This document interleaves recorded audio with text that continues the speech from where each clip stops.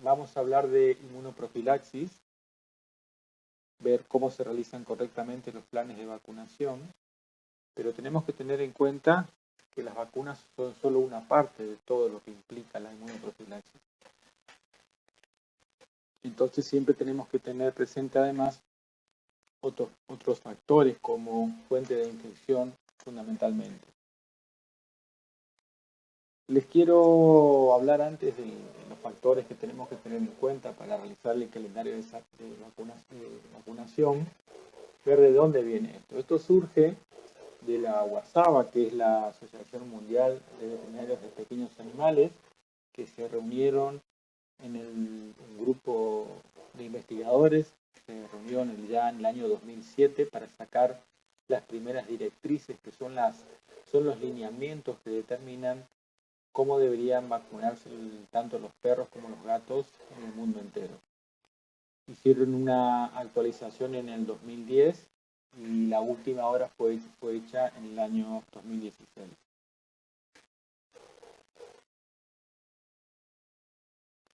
Por lo general hay un concepto de que los cachorros deben recibir su vacuna inicial a los 45 días, deben recibir un refuerzo más o menos a las 3 o 4 semanas y un refuerzo posterior, o sea, una tercera dosis de vacuna entre las 3 y 4 semanas siguientes, y que de esa manera los cachorros quedarían protegidos. Y en la mayoría de las situaciones, esos calendarios de vacunación hechos de esa forma terminan dejando siempre desprotegidos a los perros. Entonces la pregunta que nosotros debemos hacernos es ¿cuántas vacunas debe recibir un cachorro?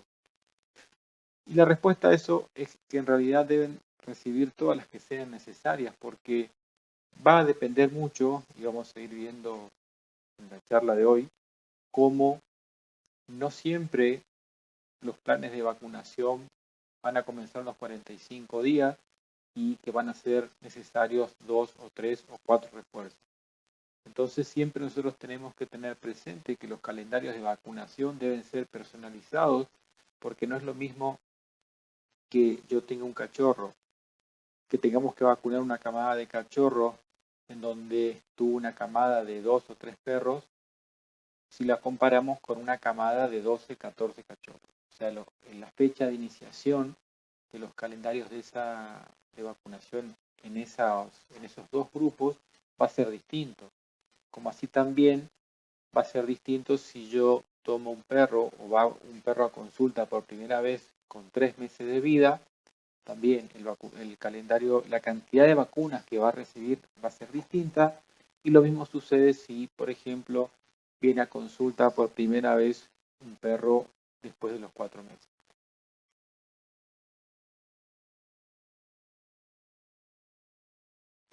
Vamos a repasar unos conceptos en relación a la inmunidad pasiva natural, a los títulos, la duración y los factores que los afectan. Como primer punto podemos decir, en relación al tipo de placenta que tiene la perra, que es una placenta del tipo endotelio corial, en donde presenta 4 capas, que eso en cierto modo va a hacer que durante la gestación la madre tenga la posibilidad de transferir cierta cantidad de anticuerpos a la camada. De hecho, se habla de que entre un 2 y un 18 o un 20% pueden ser transferidos de esta forma en el útero por parte de la madre hacia los cachorros. Tenemos que saber también que el título de anticuerpos en el calostro que va a tener esa perra en el momento del parto va a ser similar al título de anticuerpos en el suero materno.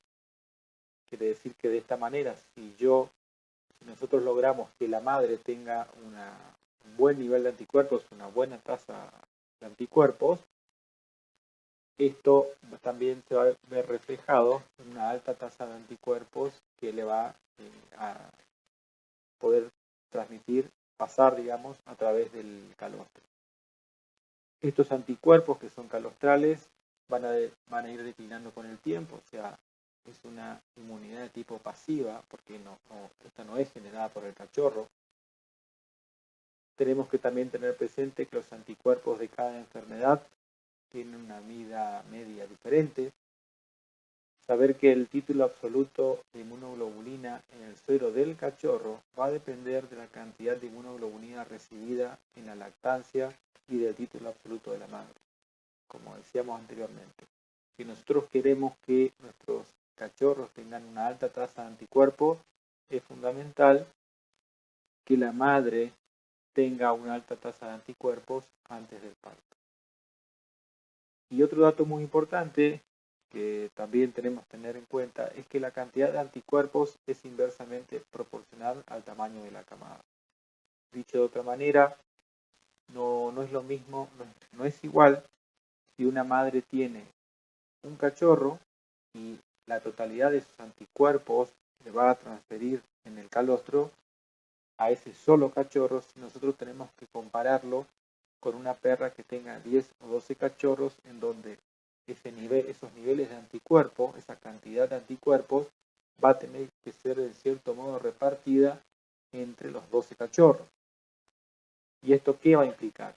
Que los cachorros, poniendo ejemplos, los cachorros que tengan, la camada que tenga un solo cachorro, va en el momento del parto, y cuando el calostro le es transferido, va a tener una altísima tasa de anticuerpos si nosotros lo comparamos con una camada de 12 cachorros.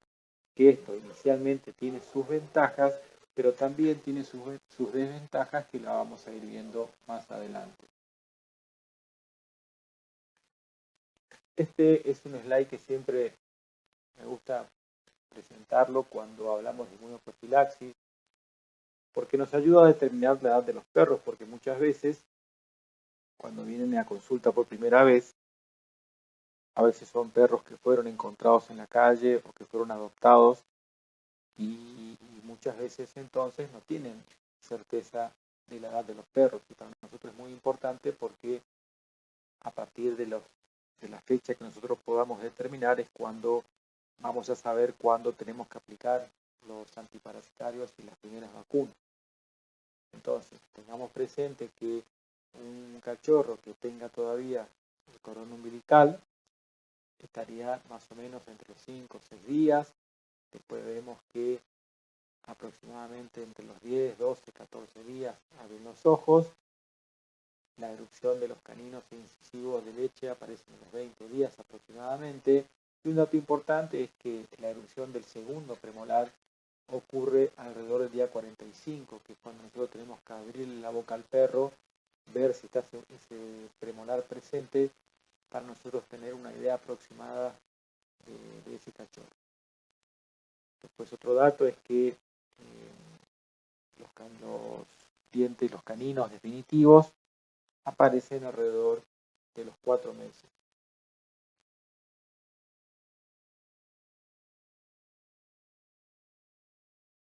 Vamos a hablar un poco de la inmunidad pasiva y de la eliminación de los anticuerpos maternos en los neonatos. Los cachorros recién nacidos tienen la capacidad de poder responder inmunológicamente a numerosos agentes. Sin embargo, esta respuesta es más lenta y de inferior calidad que la de los animales adultos. Entonces, la protección contra la infección en estas primeras semanas de vida es proporcionada por la transferencia pasiva de inmunoglobulinas por parte de la madre. Pero esta inmunidad entonces que es dada en el calostro, y habíamos dicho también en el útero que podía rondar entre el 2 y el 18 al 20%, vemos que puede tener una tasa inicial que puede ser variable, y acá entonces va a depender mucho del tamaño de la camada, y va a depender también el nivel de anticuerpos que tenga la madre previamente. Pero vamos a suponer que empezamos con una tasa de anticuerpos de 3,5, que en ese momento es protectiva para las distintas enfermedades infecciosas, pero vemos que con el correr del tiempo, con el correr de las semanas, esos anticuerpos calostrales, a ser proteínas se van desnaturalizando y van perdiendo efectividad. Hasta llegar a un momento en donde ya no tienen la capacidad de poder proteger al cachorro de las distintas enfermedades infecciosas. Y entonces ahí se habla de que hay un título mínimo que es necesario para poder bloquear al virus. Entonces fíjense, en este cuadro se ve cómo arranca. Tenemos una tasa de 3,5 de anticuerpos y para la semana 12 ya no tenemos nada de anticuerpos. Pero si nosotros nos detenemos bien y donde miramos lo que es el título mínimo para bloquear la vacuna, en este caso, en este cachorro en particular, estaría más o menos entre la 8ª y la 9ª semana.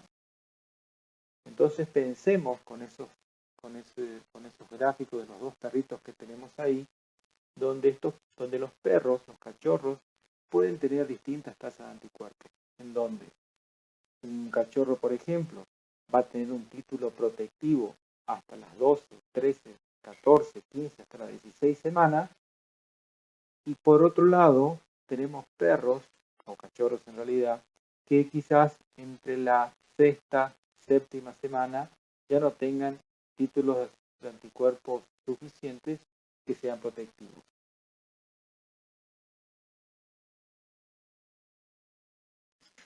Con esa carita feliz que tenemos hablando de vacunación, va a ser la herramienta que nosotros tenemos para que los cachorros desarrollen anticuerpos contra las distintas enfermedades. Y vamos a tener, sin embargo, dos situaciones en contra que se nos van a presentar para que no suceda esto, para que nosotros, a pesar de aplicar una vacuna, no logremos una respuesta inmunitaria en nuestro paciente.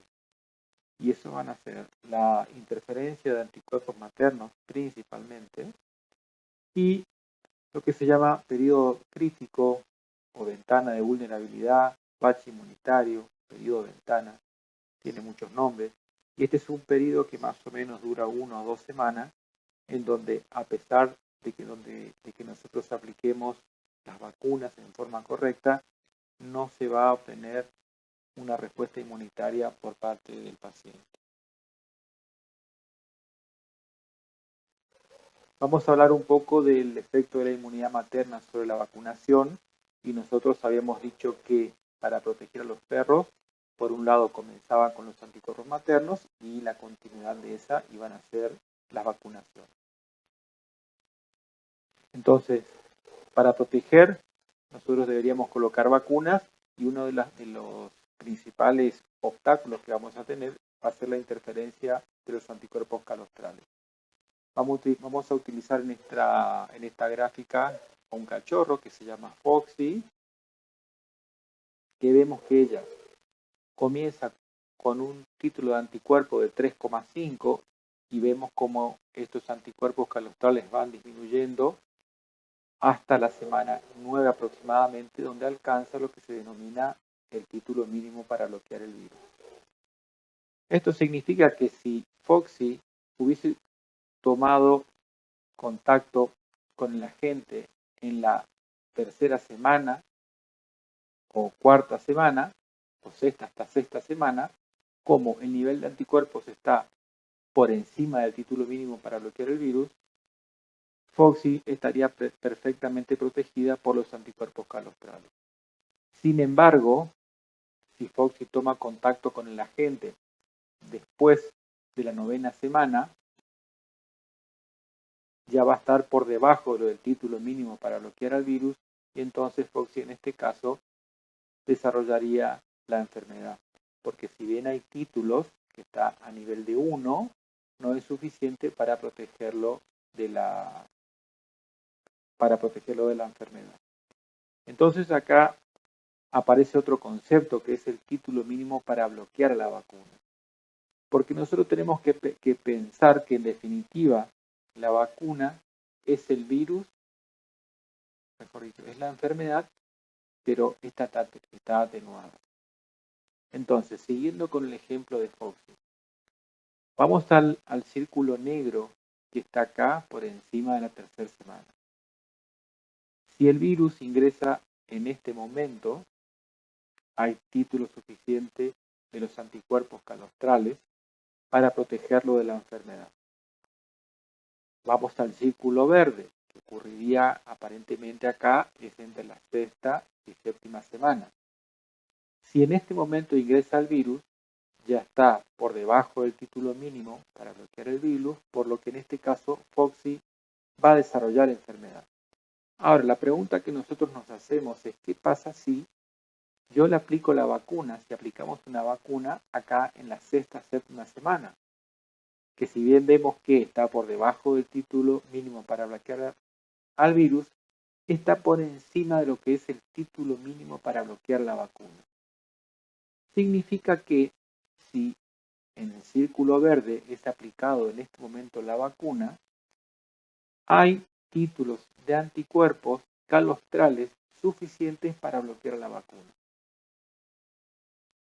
Entonces, para que en este caso Foxy pueda responder inmunológicamente a la vacuna, tenemos que irnos a la semana 15, que es el círculo naranja, porque ahí recién Foxy está con título mínimo para bloquear a la vacuna.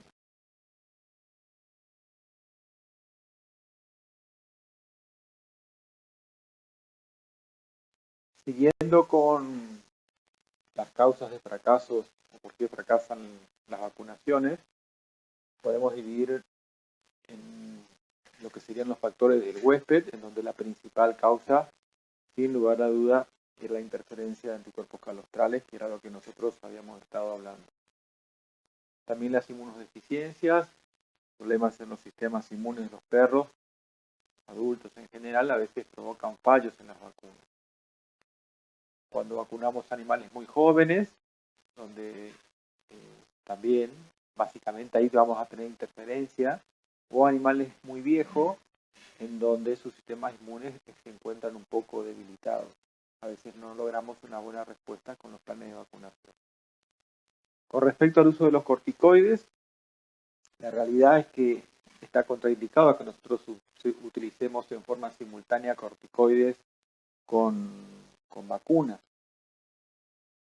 A veces puede suceder que nosotros nos veamos a veces, por ejemplo, en perros que tienen problemas de piel y que utilizan de forma frecuente corticoides. Bueno, en estos casos hay que espaciar la administración de corticoides si es que nosotros tenemos que aplicar una vacuna. En este caso estaríamos hablando de los refuerzos anuales de vacuna. Cuando la temperatura está elevada, también el sistema inmunológico no actúa correctamente, al igual que en la hipotermia.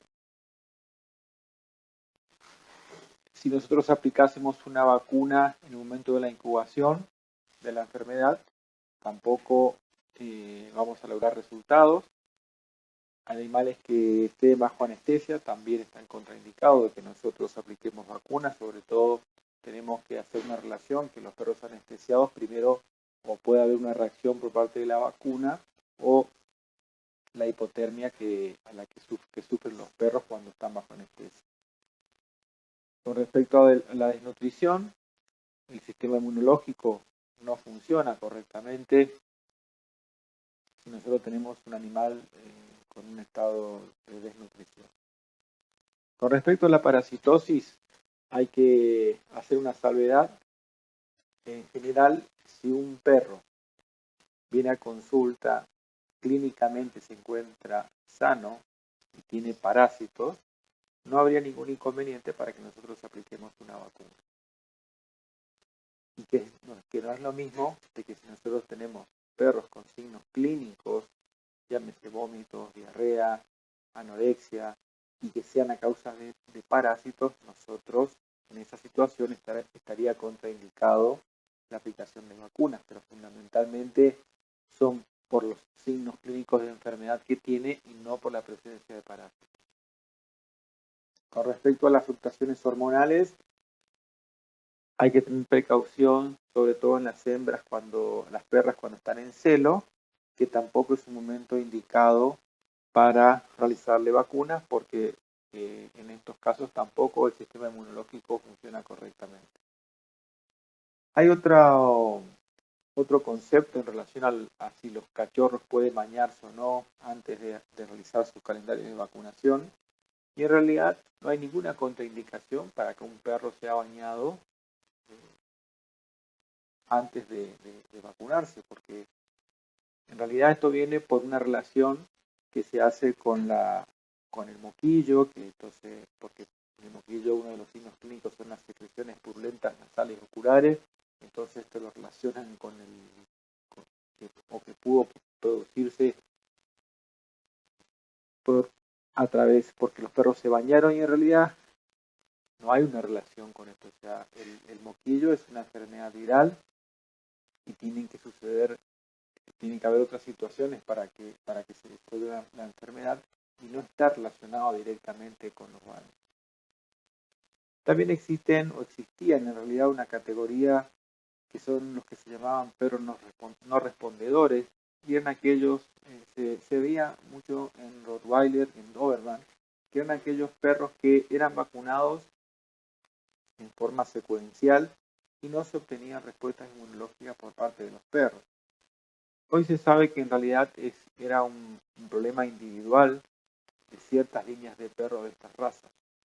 Que bueno, entonces hubo una época donde se veían que estos perros presentaban signos fundamentalmente, se enfermaban fundamentalmente de parvovirosis, y eran perros que, sin embargo, habían recibido vacunas, pero donde no se obtenían respuestas satisfactorias.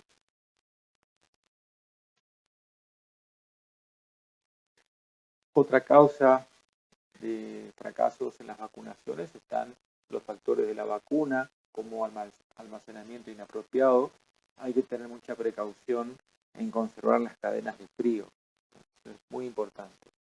También tenemos que tener presente que las vacunas no van a proteger al 100% de la población, entonces existe la posibilidad de que haya fracasos en algunas situaciones.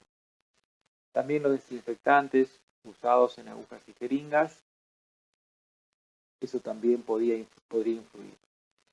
Como error humano, tenemos la mezcla inapropiada de los productos. Lo que sucede muchas veces es que combinan el frasco que tiene el polvo liofilizado con otro producto, lo utilizan como diluente y que no está, el laboratorio no lo aprobó para ser utilizado de esta manera. Como por ejemplo, hay veces que era una práctica utilizar una vacuna cuádruple que tenía parvo, moquillo, hepatitis y todas las perreras, y en vez de utilizar el diluente que venía para hacer la combinación, utilizaban a la rabia como diluente. Bueno, estas cosas son las que no hay que hacer. Hay que utilizar solamente los diluentes y hacer las combinaciones que los laboratorios recomiendan, porque ellos han hecho pruebas, digamos, aplicando las vacunas de esta manera. Empleo concurrente con fármacos inmunosupresores. Quizás acá un poco el error uno puede cometer cuando, habíamos dicho anteriormente, si utilizamos corticoides a dosis inmunosupresoras, y también en el caso de los pacientes que tengan tratamiento con drogas oncológicas que pueden causar inmunosupresión, y entonces hay que tener mucho cuidado en estos casos. La administración demasiado frecuente de los refuerzos. Ninguna vacuna debe ser aplicada en un lapso menor a 2 semanas. Y lo recomendado en realidad es que los refuerzos de vacunas se hagan entre la tercera y cuarta semana. Y este termina siendo un dato importante, porque muchas veces nosotros recibimos cachorros en donde los propietarios nos comentan que recibieron una vacuna, pero no tienen ninguna identificación con respecto a si se realizó o no una vacuna. Entonces la situación que nosotros nos planteamos en ese momento es si deberíamos vacunarlo o no. Y la realidad es que si por lo menos pasaron desde esa supuesta vacuna 3 semanas, nosotros podríamos perfectamente hacer nuevamente un refuerzo o un refuerzo de esta vacuna. Otro error es un retraso en las vacunas en la serie inicial, nosotros debemos determinar cuándo va a ser la fecha de prima vacunación según lo que nosotros vimos anteriormente. Y omitir el refuerzo de la vacuna en tiempo. Muchas veces nosotros hacemos una vacuna y hacemos la indicación para qué fecha queremos que se haga el refuerzo y sucede en muchas oportunidades que los propietarios no vienen y entonces pasa más tiempo del que debería pasar. Entonces todas estas son cosas que nosotros debemos aclararle al propietario y explicarle la importancia que tiene hacer esta secuencia de vacunas. Entonces, los factores que nosotros tenemos que tener en cuenta para realizar una buena inmunoprofilaxis, primero sería entonces mejorar el estatus inmunitario de la madre. Si nosotros tenemos la posibilidad de hacer un refuerzo de vacuna a una madre que hace mucho tiempo no sea vacunada, sería indicado aplicarle una vacuna, siempre y cuando no esté ya en el momento de la gestación. Sucede muchas veces que los propietarios consultan sobre que quieren que su perra tenga cría, y entonces es el momento donde nosotros debemos preguntar cuándo fue la fecha de su última vacunación y si hace mucho tiempo no fue vacunada, entonces es el momento de realizar una vacuna. Para que de esta manera nosotros tengamos una alta tasa de anticuerpos en la madre y que a su vez pueda transferir una alta tasa de anticuerpos a los cachorros. Tenemos que evaluar el tamaño de camada entonces y hacer una diferencia entre camadas numerosas y camadas con pocos cachorros. Debemos planificar qué tipo de vacunas vamos a utilizar. Vienen vacunas monovalentes, anteriormente venían. Hoy prácticamente las vacunas que se utilizan son las vacunas polivalentes. Debemos determinar la fecha de prima vacunación y una vez que nosotros comencemos con los planes de vacunación, no debemos interrumpir los refuerzos hasta la semana 16.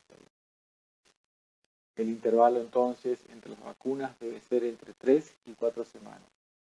Tengamos presente el silencio inmunitario porque nosotros, como hemos visto, a pesar de que hagamos las vacunas cada 3 o 4 semanas, siempre va a haber un momento que puede ser unas semanas, a veces un poco menos, a veces un poco más, donde los cachorros van a estar desprotegidos contra las enfermedades. Entonces, tenemos que tener en cuenta que además de las vacunas, debemos trabajar sobre la inmunoprofilaxis en general, sobre todo relacionados con la fuente de infección de los cachorros.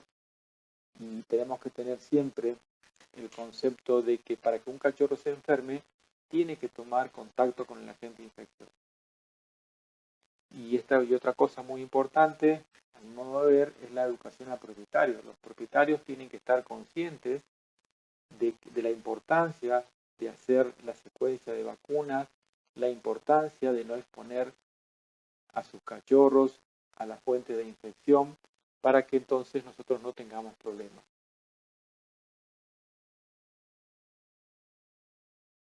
Entonces, recordemos que las vacunas son solo una parte de la inmunoprofilaxis. Vamos a tener situaciones diferentes y debemos analizar cada caso en particular.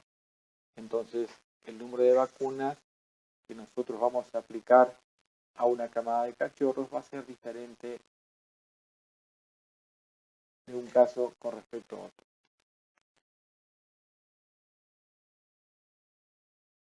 Hablando de los tipos de vacunas, tenemos las vacunas inactivadas o no infecciosas o muertas, en donde el ejemplo de esto es la vacuna de rabia. Los agentes son infecciosos, son desnaturalizados. Anteriormente se hacía con calor o con formol, pero a veces esto hacía variar un poco en la antigenicidad de la vacuna. Actualmente se utilizan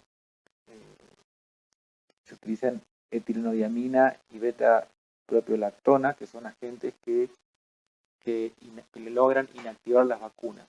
De igual modo, estas vacunas no tienen tanto poder inmunogénico si nosotros las comparamos con las vacunas a virus vivo modificado. Entonces, estas vacunas muertas o inactivadas necesitan de los adyuvantes para aumentar la masa antigénica para así de este modo ser más atractivo para el sistema inmunológico.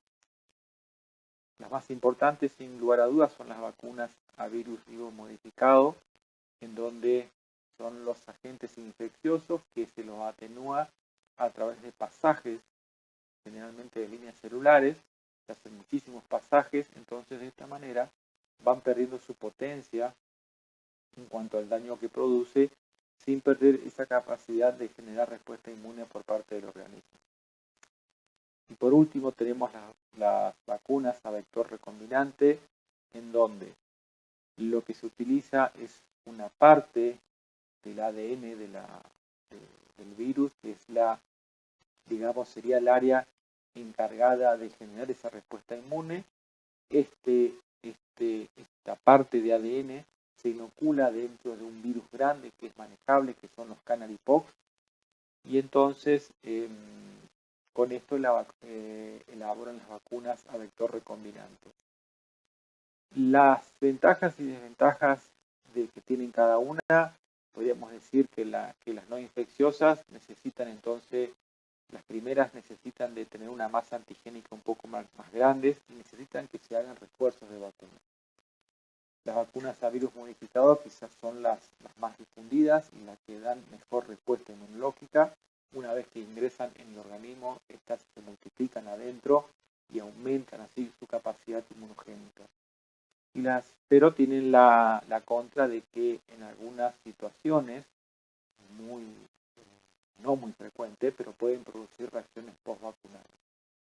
A partir en realidad de esta situación es que aparecieron las vacunas a vector recombinante, porque estas, al no tener todo el ADN completo del agente infeccioso, sino solamente la parte que genera respuesta inmune, era imposible que que se produzca una reacción y que se produzca la enfermedad en los perros. Pero lo que se vio también es que no tiene el mismo poder inmunogénico que las vacunas a virus vivo modificado. Lo que vemos en estos gráficos es la comparación de la respuesta por anticuerpos después de la inoculación con vacunas, tanto vacunas a virus muertos, que son las que están arriba, las inactivadas, en donde vemos que una vez que se aplica la vacuna, lentamente empieza a haber una respuesta inmunológica que necesita de una segunda dosis para que realmente se haga una respuesta efectiva. Si nosotros la comparamos con el gráfico de abajo, en donde tenemos las vacunas a virus vivo modificado, fíjense como con una sola vacunación la respuesta inmunológica que se produce es muy distinta. No se necesitaría una segunda dosis de vacuna para generar un nivel de inmunidad correcto. Bueno, con respecto a las vacunas que tenemos en el mercado, considero que lo más importante, que lo que nosotros tenemos que saber y lo que tenemos que hablar es de qué agentes trae. Entonces, en este caso, por ejemplo, la primera de las vacunas que tenemos ahí es la Novavax Parvo C. En realidad es una vacuna que protege solamente contra la parvovirosis canina. Abajo está la PUPI-DP, que es una vacuna que D se refiere a distemper y P a parvovirosis. Es una vacuna que se utiliza algunas veces como primo vacunación, pero que después de esta nosotros tenemos que aplicar en las siguientes vacunas más antígenos, ¿no? Después tenemos una vacuna que es la DH, que es la D de distemper, la H de hepatitis. Ahí dice BBM, significa virus vivo modificado, CAP2, que se refiere al adenovirus canino tipo 2, que en realidad es el agente secundario de todas las perreras. Y cuando hablemos de hepatitis, vamos a ver que es el agente responsable de la hepatitis es el adenovirus tipo 1, pero la vacuna para la hepatitis se elabora con el adenovirus canino tipo 2. Abajo figura la Novivac DHP, que se refiere entonces a D de distemper, H de hepatitis y P de parvovirosis. Abajo está la DHPPI, que es el distemper, hepatitis, parvovirus y parainfluenza. Todas son vacunas a virus vivo modificado. La Novivac Lepto, que es únicamente trae leptospirosis. La Novivac KC intranasal, que es una vacuna para todas las perreras, y los agentes que trae son la bordetela bronquiséptica y el virus de la parainfluenza. La Novivac Rabies para la rabia, la Novivac RL, que es una vacuna que viene con antígeno para la rabia y para la leptospirosis. Y después abajo figura la Tricat. Ya más adelante hablaremos de las enfermedades infecciosas de los felinos. La vacuna Reconditec C4 más CB, que la CB se refiere a coronavirus, es una enfermedad que trae coronavirus del moquillo, hepatitis, parvovirosis, parainfluenza, más entonces el coronavirus. Abajo está la Reconditec C6, que cada vez se presta confusión a poner el número que en este caso 6, porque en realidad tiene para el virus del moquillo, de la parvovirosis, de la hepatitis infecciosa canina, de la tos de las perreras, leptospirosis más coronavirus. En este caso sería para 6 enfermedades distintas. Y la confusión muchas veces surge porque el agente que trae es el adenovirus canino tipo 2, que como habíamos dicho anteriormente se utiliza para generar inmunidad contra la hepatitis infecciosa canina, en donde el agente responsable es el adenovirus canino tipo 1, pero que por reacción cruzada se elabora con este antígeno. Después tenemos las vacunas de felinos, que hablaremos en clases siguientes, pero se refiere a la zona leucocel, la felocel, que es para la leucemia y para el complejo respiratorio felino. Estas vacunas que son distintas. Si hablamos, por ejemplo, de la línea de Ford-Dodge, también hablamos de la Galaxy DA2L, significa la D de distemper, A2, que es el virus canino tipo 2, que es para la hepatitis, y L se refiere a leptospirosis. La que figura abajo es la DA2PTBL más CB, que sería la D de distemper, adenovirus canino tipo 2 para la hepatitis, la P para la parainfluenza, PB para parvovirosis, L para leptospirosis y CB para el coronavirus canino.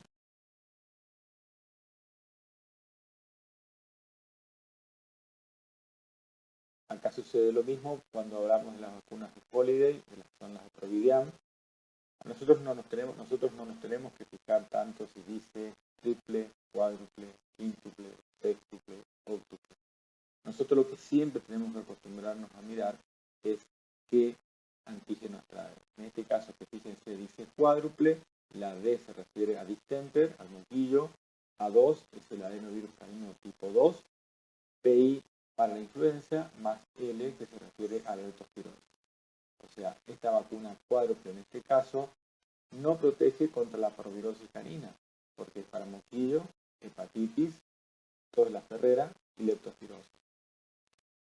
La vacuna que figura abajo, que es la Providian sextuple, otra vez, independientemente del número, de lo que diga, nosotros lo que tenemos que ver son los antígenos que trae. D de distemper, adenovirus canino tipo 2 para la hepatitis, PI es para influenza, todas las perreras, P parvovirosis, CB es coronavirus, en este caso más LEP que se refiere a leptospirosis. Viene una vacuna también que es solamente de parvo corona y una que viene que es de parvo sola. Y después tenemos las vacunas de rabia que es la de HK. forma de clasificar las vacunas muy importante que nosotros tenemos que conocer. Se refiere a las vacunas recomendadas o esenciales, las vacunas no esenciales o opcionales también se las puede llamar, y un grupo de vacunas que se denominan las vacunas no recomendadas.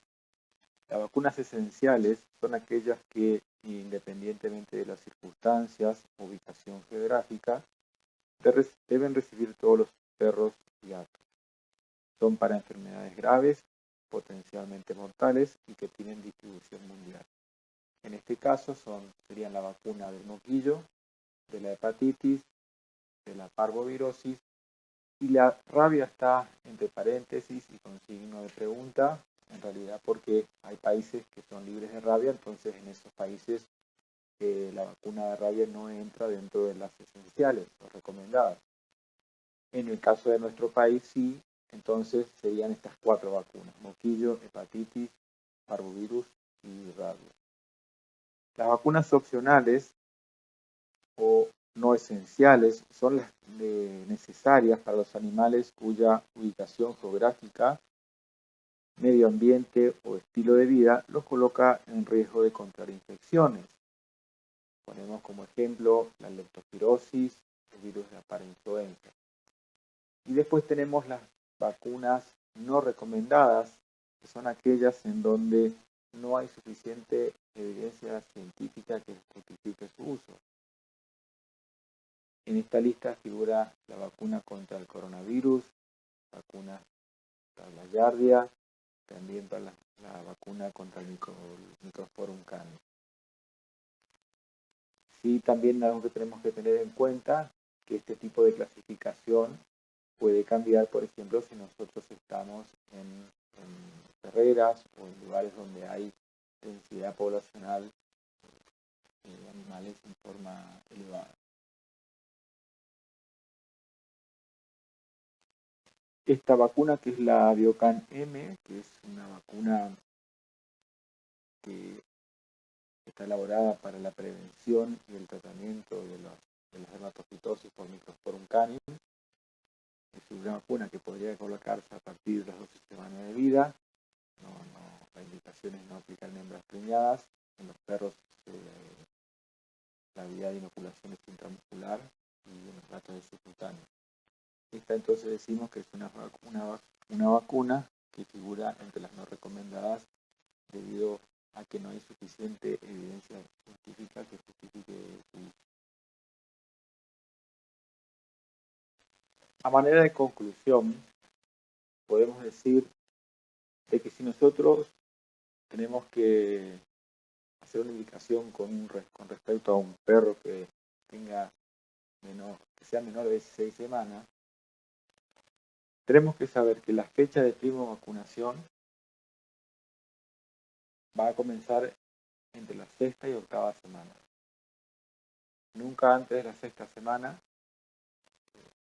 Hay algunas excepciones, como podrían ser en el caso de que la madre haya muerto, que sí es la excepción donde podríamos comenzar con la prima vacunación después de los 30 días. Esa es la única excepción.